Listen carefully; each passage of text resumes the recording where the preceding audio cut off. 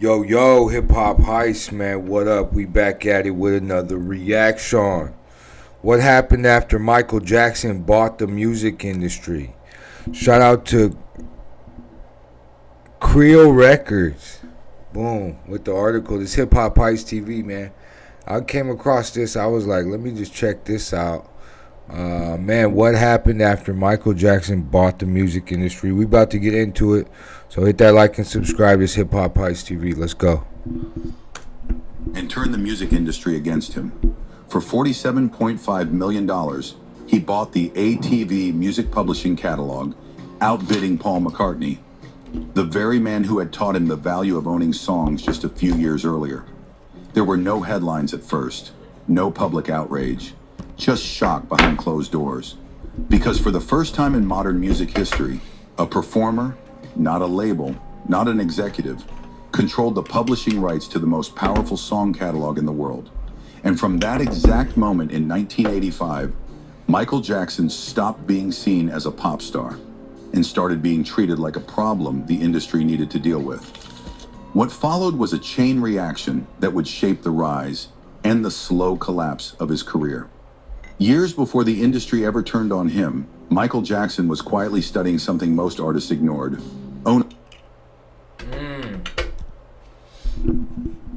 Man, let's bypass that ad. You already know we're going to get to a couple comments. Says, come on, man. Record companies been ripping off artists since day one. Don't be mad at Mike that he had enough bread to buy the catalog. Shout out to Taiwan X. Funny how they bought after he bought ATV, all the bad press and things started happening. Wow, that's crazy. That's what happens too in Hollywood. When you become their rival, they're gonna get at you. You know what I mean? Listened as Paul casually explained how he'd begun buying up publishing rights after losing control of his own Beatles songs in the late 1960s. Paul talked openly about how publishing, not touring, not albums, was where the real long-term money lived. Michael didn't interrupt. He didn't argue. He absorbed everything. At the time, he was still transitioning from a former child star into a solo powerhouse, fresh off the wall and about to release Thriller.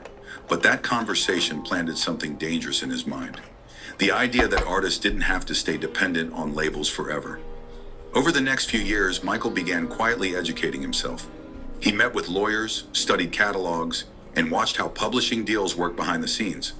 While the industry saw him as a perfectionist performer obsessed with dance moves and visuals, he was building a completely different kind of strategy, one that had nothing to do with the stage. And by 1984, just as Thriller was cementing him as the biggest artist on the planet, Michael had already decided on his next move. He wasn't just going to dominate music charts. He was going to own the music itself. But the opportunity he was waiting for was closer than anyone realized. And when it appeared, it would put him on a collision course with the entire industry. The bid that broke an unwritten rule. By early 1985, the ATV music publishing catalog was officially on the market. The company, founded by Lou Grade, controlled over 4,000 songs, including most of the Lennon-McCartney catalog. Music that powered radio, film, television, and advertising worldwide. Industry. Damn, that bro, he was raking in some bread. What was his name? Let's see. Was officially on the market. The company, founded by Lou Grade, controlled over Lou 4,000 Grade, songs. 4,000 records, bro. Most of them were the Beatles. That's crazy. Including most of the Lennon-McCartney catalog. Music that powered radio, film, television, and advertising worldwide. Industry insiders expected the catalog to end up with a major corporation or quietly return to Paul McCartney. What no one expected was Michael Jackson to step in as a serious buyer. At first, executives dismissed the idea. Michael was seen as a performer, not an owner. Someone who made hits, not someone who controlled the assets behind them. But behind closed doors, Michael's legal team was moving fast. He had secured financing through a consortium of banks, with approval finalized in August 1985. When the final bids came in, Paul hesitated. Michael didn't. On August 10th, 1985, Michael submitted $47.5 million, instantly outbidding Paul and every corporate rival in the room. Wow. The reaction was immediate and icy. Paul felt blindsided. To him, this wasn't just a lost business deal, it was a personal line crossed. Their friendship cooled almost overnight, and word spread quickly through the industry that Michael had broken an unspoken rule. You don't take something another legend believes is already his. From that moment on, Michael Jackson wasn't just rich or famous. He had disrupted the balance of power, and the industry would never look at him the same way again. In the weeks after August 1985, the shock settled in, and so did the tension. When Paul McCartney finally addressed the situation privately, he made it clear that he felt hurt. He believed the catalog was something he would one day reclaim, especially after years of openly discussing publishing ownership with Michael Jackson. Michael didn't deny it. He didn't soften the blow. His response was calm, almost clinical. It's just business. That sentence spread quickly through industry circles. To executives, it confirmed something unsettling. Michael wasn't playing by the old rules anymore. He wasn't driven by loyalty, sentiment, or hierarchy. He had learned the system and then beaten it. You know what's crazy is the same. What'd they say? Let's see. That's the same tricks that they use to get you into Hollywood. Watch. Michael wasn't playing by the old rules anymore. He wasn't driven by loyalty, sentiment, or hierarchy. Boom. Loyalty. I gotta do whatever I'm gonna do anything for these people. Right? Because they could put me on. Sentiment. I really care about this. Or they could use you for your, they could use you for that. How much you're loyal, how much your sentiment about the whole issue. Learn the system and then beaten it. Driven by loyalty, sentiment, or hierarchy. He had learned the system and then beaten it. Yeah, so he's like, bro, you can't tell me no more. I figured it out. I figured out the cheat codes. And when you become one of them, those elites, they're like, what? Nah, we can't have this. And that's crazy because literally this is what this doc is saying, that all that problems came when he took over them rights to those records. That is scary what tabloids and media can do, because it drove this man to the grave. We can't deny that. It drove this man to the grave. Let's keep going though. We in it now. Hit that like and subscribe. Rest in peace, Mike. By late 1985, the friendship between Michael and Paul had effectively collapsed. They were no longer calling each other. No collaborations followed. And while neither man attacked the other publicly, the silence said everything. Inside the industry, however, the reaction was far less quiet. Artists whispered, executives took notes. Labels began reassessing how much power Michael really had, and how dangerous it might become if he continued thinking like an owner instead of a performer. That moment... Man, that's crazy how they don't just accept him. Like, for all the work that he put in to make these people money and to really change the game, it's like they don't even want him in that circle still. You're just a performer. You're not an owner. That's crazy to me. But let's keep going, man. Moment marked a turning point. Michael Jackson had proven he could outthink the system. But what he didn't yet realize was that systems don't like being outsmarted, Right. and they always push back. Power came with a price. By 1986, the reality behind the victory started to surface. Owning the ATV catalog made Michael powerful on paper, but it also came with serious financial pressure. The $47.5 million purchase wasn't paid outright. It was financed through heavy borrowing, with banks expecting long-term returns from licensing and publishing revenue. At the same time, Michael's spending was accelerating. Neverland Ranch, purchased in 1988, required constant upkeep. Private jets, security, global touring logistics, and an increasingly isolated lifestyle all added to the strain. The catalog generated massive income, but not always fast enough to match the cash flowing out. Industry critics quietly began reframing the story. What was once described as a genius move started being whispered about as reckless. Executives argued that a pop star had overextended himself, that no artist should hold assets this large without corporate insulation. The same people who once underestimated him now watched closely, waiting for signs of weakness. By the late 1980s, Michael wasn't just an owner, he was leveraged. And leverage cuts both ways, because the more valuable the catalog became, the more eyes were on it, and the more pressure began building around him. The asset that made him untouchable. By the early 1990s, the narrative completely flipped. What critics once called reckless was now impossible to ignore. The ATV catalog was generating tens of millions of dollars a year, fueled by constant licensing, film placements, reissues, and global. Oh, he was raking in so much. So that's where really his money, when you think about Neverland Ranch and you think about all the animals and the rides and the amusement, all that costs a lot of money.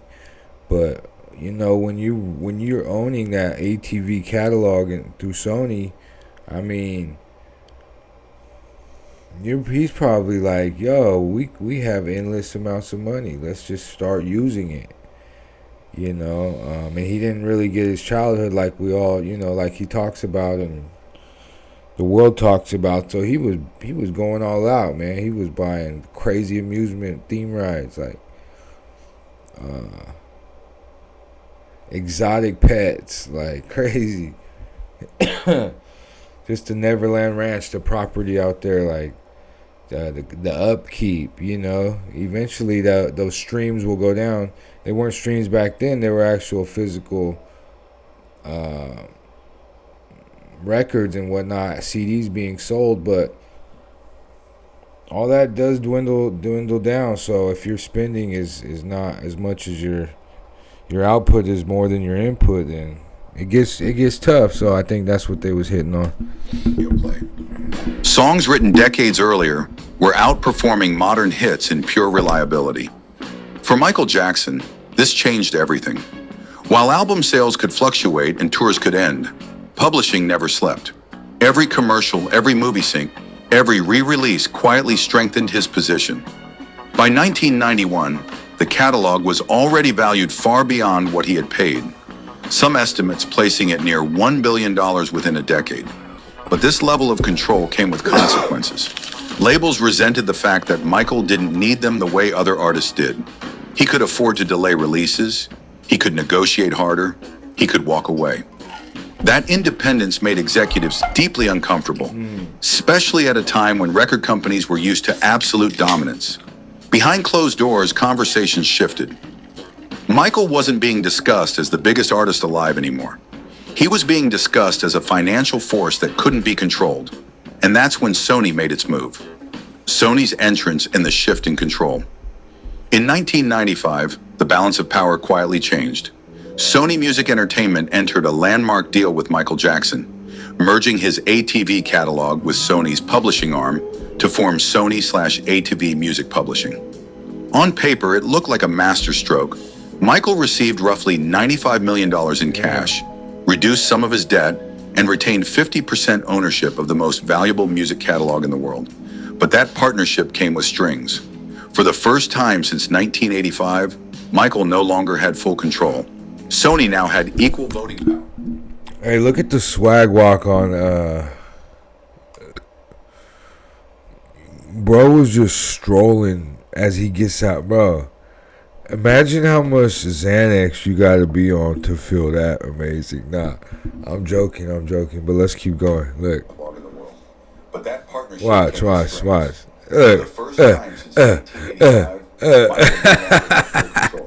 Sony now had equal voting power, influence over strategy, and deep corporate leverage. Decisions that once moved quickly became layered with approvals.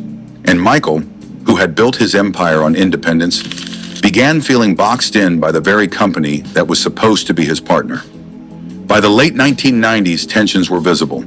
Michael believed Sony saw him less as a creative force and more as an obstacle standing between them and total ownership of the catalog. He felt pressure, not just financially, but strategically. In his mind, the catalog had gone from being his shield to being his bargaining chip. And as his relationship with Sony worsened, Michael became convinced the industry wasn't just watching him anymore. It was waiting for him to slip. By Yeah, they was on him. Let's get another comment in here real quick during the ad. You know, we bypass the ad. That's what we do.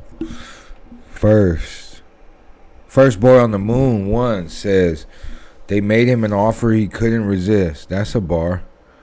SJ5 Arc said, ain't no fun when the rabbit got the gun. They won't teach you how to play the game because you just might start enough to follow directions. You just might be smart enough to follow direction. Ooh. And then take over their position. It's crazy pyramid scheme, man. This whole shit is. But let's keep going, man. We're going to finish this one out. Thank y'all for watching. Let's go. Facts were impossible to hide. Michael Jackson released Invincible under Sony Music Entertainment. And despite debuting at #1, Michael felt something was wrong. Promotion slowed. Singles underperformed compared to expectations. Budgets were questioned. To Michael, it felt deliberate. Privately, he became convinced Sony wanted one thing: his 50% share of Sony/ATV. Wow. The catalog had become too valuable, and Michael believed the fastest way for Sony to gain control was to weaken him, financially and publicly. By 2002, he went public, accusing Sony executives of sabotaging his career and refusing to properly support his releases. That moment was seismic. No artist of Michael's stature had ever openly challenged a major label like that. Executives closed ranks. Industry allies went silent. Media coverage shifted tone. The narrative quietly flipped from powerful owner to difficult artist. From that point on, Michael wasn't fighting just a label. He was fighting an entire system that no longer wanted him in control. And the pressure that followed would define the final chapter of his life. That's crazy. When Michael Jackson died in June 2009, the battle over his legacy began almost immediately. At the time of his death, Michael still owned 50% of Sony/ATV, an asset now valued at several $billion. What he had spent decades protecting instantly became the most contested part of his estate. In the years that followed, lawyers, executives, and corporate interests moved fast. Michael's estate faced mounting pressure, legal costs, debt obligations, and the need for financial stability. In 2016, Imagine that they're coming up with all this old debt and figuring how we can dwindle his estate down to where he has to sell this stuff to us, or at least his majority, or what was it, that 50% or something, 51% of the Sony or of the whole shares, right? They wanted. That's crazy, man. Who are the people that's doing that? Who are the people that's really... They're telling the newspapers to create these tabloids and like, it's a real deal. Holyfield. That is crazy, man. Michael Jackson was an amazing artist. Oh my gosh, look what the business does. They achieved what Michael had long feared. The company bought the estate's remaining 50% stake for approximately $750 million, giving Sony Music Entertainment full control of the catalog. To many fans, it felt like the industry had waited him out. Critics argued that Michael's vision had ultimately been undone, not through talent or competition, but through time, leverage, and corporate patience. Others pointed out the irony. The catalog that once made him untouchable became the very thing the industry claimed in the end. Yep. And yet the truth is more complicated. Michael Jackson changed the rules forever. Before 1985, artists didn't think this way. After him, they had no choice. Even in losing control, he exposed how power really works in music and why the system reacted so aggressively. Yeah, we want the masters. Everybody's saying we want the masters now. Make sure I get a copy of that masters, you feel me? Because the night Michael bought the ATV catalog wasn't just the start of a business deal. It was the moment the industry realized one of their biggest stars had stopped playing their game. The rise, the fall, and the cost of defiance. Powerful. Looking back, Michael Jackson's 1985 purchase didn't just elevate him, it isolated him. The catalog made him richer, smarter, and more powerful than any artist before him. But it also placed a target on his back. From the late 1980s onward, criticism around his finances, his control issues, and his unusual business decisions grew louder, especially from industry insiders who quietly benefited when artists stayed dependent. The same move once praised as visionary was later reframed as the beginning of his decline. Debt was used as a talking point. His spending habits were exaggerated. His business instincts were questioned. And as controversies mounted in the 1990s and 2000s, the industry no longer rushed to defend him the way it once had. The protection was gone. In the end, Michael's rise and fall can't be separated from the night he chose ownership over approval. He proved artists could beat the system, but he also proved what happens when the system fights back. Because in music, talent makes you famous, but ownership decides who survives. Deep, man. That's crazy, man. Shout out to Krill Records. That was powerful.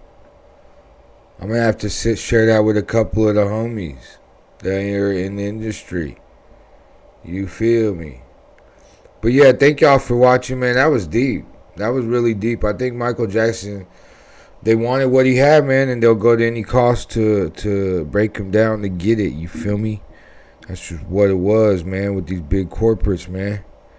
But we not none of that. We here for the people. So rest in peace, Michael Jackson. I was about to say microphone. I'm done. I hit the ball. I hit the dang, I can't even say that. I should have said I hit the water peace pipe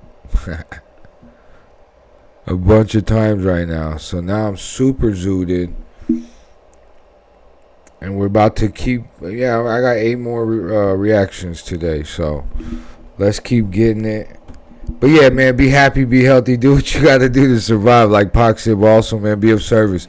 Help somebody out today. I feel like that's why we really here on this earth, is to help, man. But with that being said, man, leave a like and a comment, subscribe, share it with your friends, man. Share it with your friends. Share it with your friends. But yeah.